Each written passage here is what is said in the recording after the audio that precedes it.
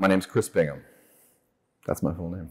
That's it. Done. That's it. Done. Okay. Interview over. Yeah. I mean, I've been painting murals for 15 years, and teaching for the exact same amount of time. I started doing all of it, kind of all simultaneously. So the mural work is fun. It gets me out of the house. I can travel. I can do whatever, and kind of put these big patterns up on big walls and let people see them. It's a lot of fun that way too, and kind of getting the students involved in that too, like in the process, teaching them how to paint murals like in the classroom so that they can go out and, just trying to show them that there's a way to make a living as an artist when everyone tells them that there's not. Getting a 16-year-old kid to find inspiration, I think is, the hardest thing in the world to do, because they're just so aloof most of the time as to what needs to happen.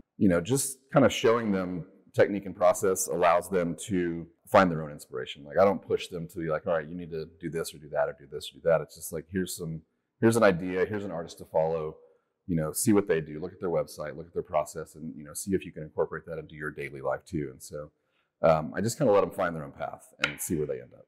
I went to school to get an art degree. I got a degree in drawing, oddly enough, and got out of college and realized that I didn't have a way to make money, and didn't want to just jump right out there feet first and try to, make a living just selling art, because I was married and a house and that sort of stuff. And I was like, this just seems silly. So I went back to school to get my teaching degree. Thought I would teach for 5 years and then find something better.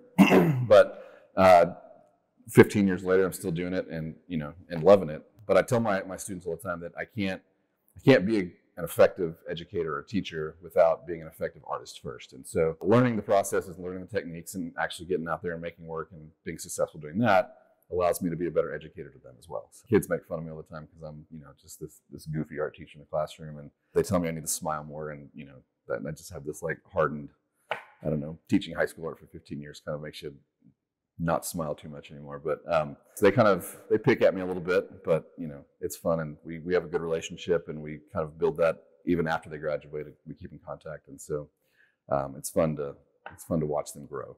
The biggest thing that inspires my style was my grandmother. She was from Yokohama, Japan.